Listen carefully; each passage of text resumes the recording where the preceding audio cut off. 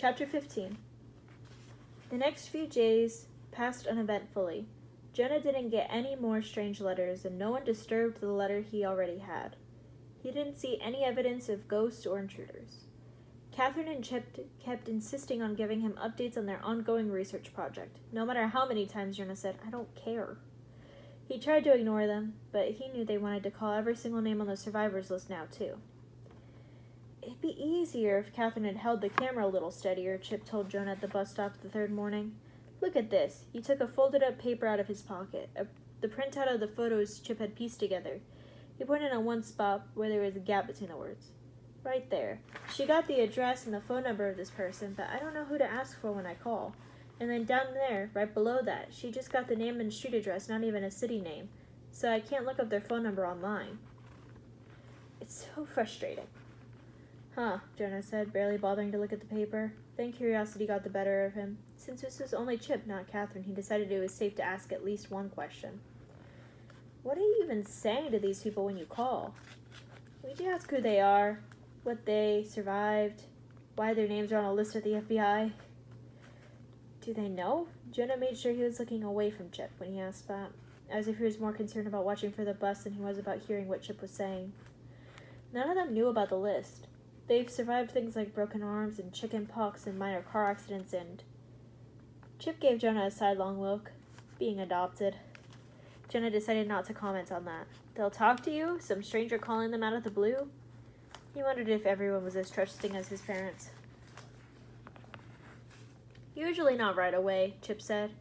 "Until I start talking about how I just found out I was adopted and how I got these weird, kind of scary letters and how my name's on that list of survivors too. Usually it's the letter part that gets them talking." "They got the letters too," Jonah said. It wasn't a question. He could tell just from Chip's voice. "Catherine already told you that, didn't she?" Chip asked. "Everyone we talked to got them." Jonah didn't want to admit how hard he'd been working to tune out everything Catherine had tried to tell him. He looked around for his sister. She was in the center, the kids laughing and talking under the glow of the streetlight, but she wasn't joining in the laughter. She was peering anxiously at him and Chip. "It's just been 5 or 6 people you've talked to, right?" Jonah said. "I think that's what Catherine said. That's not so many." "Nothing to base any conclusions on. It's not a..." He tried to remember the proper term. "A statistically significant sample." Wow, his math teacher would be really proud of him for remembering that. "Jonah, it's 17 people so far," Chip said. Jonah remembered that Catherine hadn't been able to help Chip out the night before because she'd had gymnastics practice. He felt a little guilty for not helping Chip himself. "And," Chip continued, "every single survivor I've talked to is adopted just like us. They're all 13 years old or they'll turn 13 within the next month. They all have full birthdays and all of them were about 3 months old when they were adopted." Just like me, Jonah thought. "What are they, clones?" he asked sarcastically. "Did you ask to check their DNA?" "Jonah, 8 of them are girls. 3 are Asian, 2 are black. They're not clones." Jonah decided to stop making jokes. "I haven't even told you the weirdest thing," Chip said. "Everybody lives here in Liston or in Upper Tyson or Clarksville." Upper Tyson and Clarksville were the 2 closest suburbs. "So?" Jonah challenged. "How's that weird? Maybe this is just the territory for the FBI agents we went to." Chip shook his head. "Most of the kids were adopted in other places, like me. But even the ones who used to live someplace else, they've all moved here.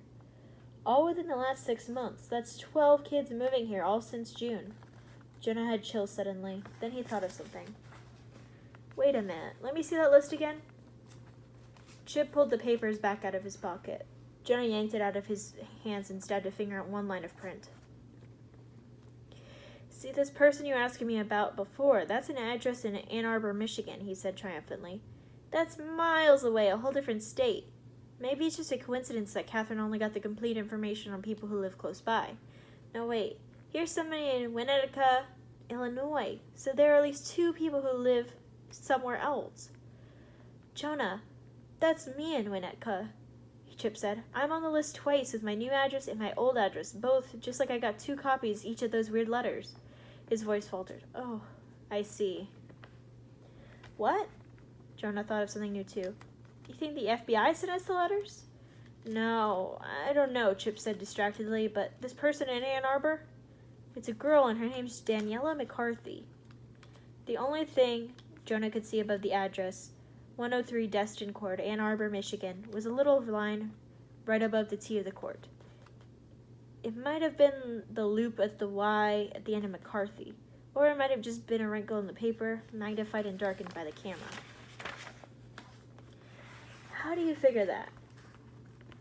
I'll bet you anything it's the same girl as down here, the one at 1873 Robin's Egg Lane, Chip said. And I bet there's a Robin's Egg Lane in Liston or Upper Tyson or Clarksville. That's the pattern on this entire list. Old address, new address. I bet if I call this Ann Arbor number, I'll get one of those messages. Do. The number you're calling has been changed. The new number is... He made his voice robotic, just like a computerized phone message. Now he slipped back into his usual voice. I'll prove it. He pulled his cell phone out of his backpack and began dialing. Chip, do that later. The bus is coming, Jonah said, because he could see the headlights swinging around the corner. I'm just going to get a machine, Chip said. Got anything to write with? Jonah fished a pen out of his own backpack. Chip held out his left palm. I'll repeat the number back to you. You'll write it on my hand, Chip said. Chip was still talking when the phone clicked.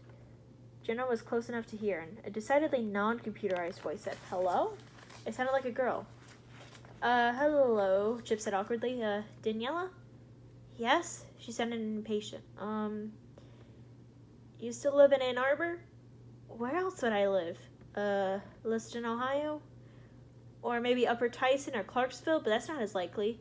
Are you sure you aren't moving or planning to move or in the process of... No, the girl said, in a tone that very clearly said, that is such a stupid question. Hey, you two going to school today? The bus driver yelled. Jonah realized that the bus had arrived, and almost all the other kids had already climbed on. He jerked on Chip's arm, pulling him towards the bus. Sorry, Chip was saying into the phone. I think I have some bad information. You really don't have another address in Robin's Egg Lane in another city? Jonah couldn't hear what the girl said in reply because they were stumbling up the steps, but a moment later, as they shoved their way down the aisle, Chip began pleading. No, wait, don't hang up. Are you adopted? Great, pickled blind dude, an 8th grader muttered from his seat. Chip lowered the phone from his ear. Let me guess, she hung up? Jonah asked. Chip nodded. Both of them plopped into their seat as the bus pulled away from the curb. Wow, you really have a way with girls, Jonah wisecracked. Chip shook his head. I don't understand. This doesn't fit the pattern at all, and now she's all mad at me just for asking. Really, I did a much better job with all the other calls, or I had Catherine make them. So just have Catherine call this Daniela back tonight and ask the things the right way, Jonah said. You don't understand, Chip said. I want to know everything now. Chip slumped in his seat, staring at the cell phone as if it had betrayed him.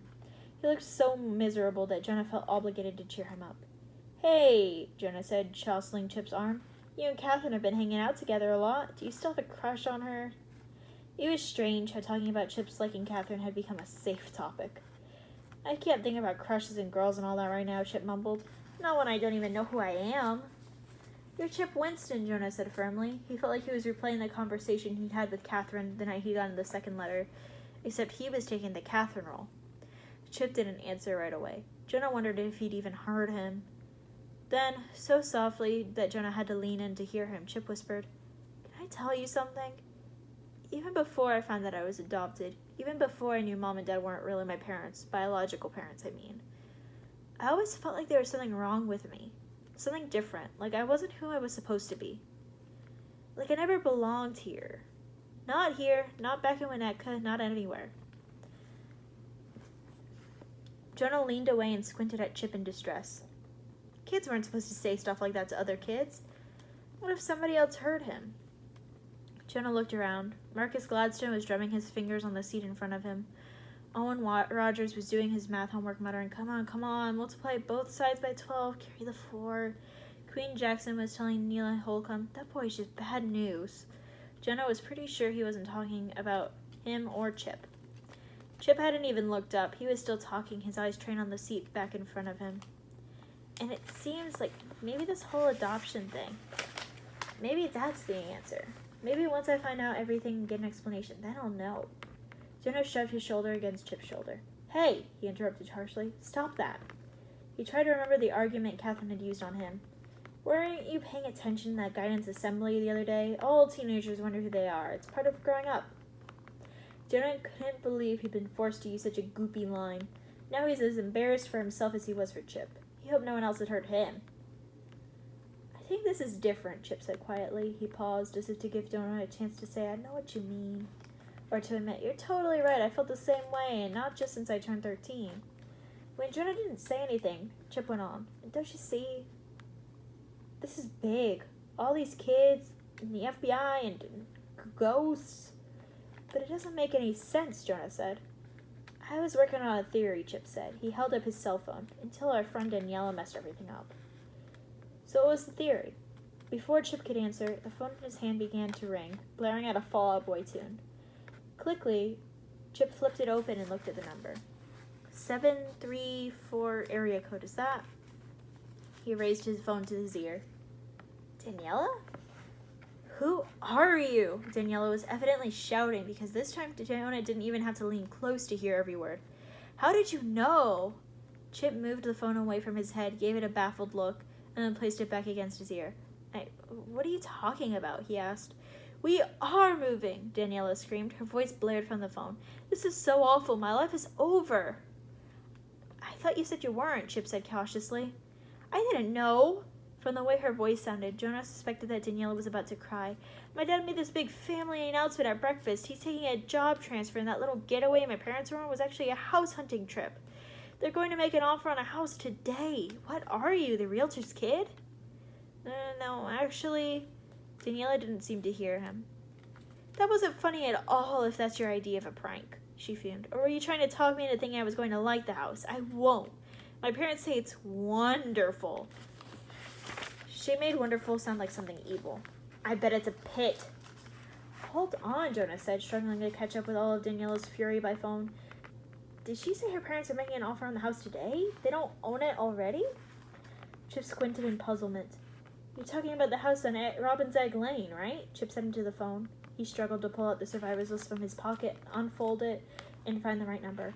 1873 Robin's Egg Lane? And he bit his lip, obviously making a guess. List in Ohio? Yes, that's what you asked me about. Mom and Dad saw it yesterday and just fell in love with it. She twisted the words so bitterly, it sounded like they'd fallen into the deep fiery pits of Hades. Jonah leaned in close and spoke into the phone. You say they just saw the house yesterday, for the very first time. Yes, Daniela moaned. Yesterday for the first time, and just like that they're going to buy it today? I think they're having a midlife crisis. They're insane. Why do they have to ruin my life? Now Jonah was certain she was crying. Her words kept dissolving into wails. I hate Ohio. I'm going to be miserable there. She sniffled anymore. I can't talk anymore. I'm too upset. The next thing Jonah heard was the dial tone. Chip slowly lowered the phone from his ear. She'll call back, he said confidently. She didn't give me a chance to answer any of her questions. But she answered ours, Jonah said. Not that she let us ask much. Chip sorted. I still need to know if she's adopted, if she got the same kind of letters we got, and if she knows we're all survived. And Chip seemed to be working from some sort of mental checklist. Chip, don't you get it? Those questions don't matter right now. Jonah eased the survivor's list out of Chip's hand and held it up. I got this list 3 days ago with Daniela McCarthy's address on Robin's Egg Lane. Her parents didn't even see the house until yesterday. They haven't made an offer on it yet, but they're going to today. So, he shook the list in Chip's face. How did the FBI know the future? They couldn't have, Chip said. Seconds passed while both of them stared hard at the list. The 3-day-old list from the FBI that contained information no one should have been able to know until today. Jonah knew that they were almost at school, that the bus around them was filled with kids laughing and flirting and teasing and griping and even, here and there, singing. But Jonah couldn't focus on anything except the survivor's list. That, and Chip's voice sang very slowly, unless... Unless what? Jonah asked. Unless they're the ones making her move.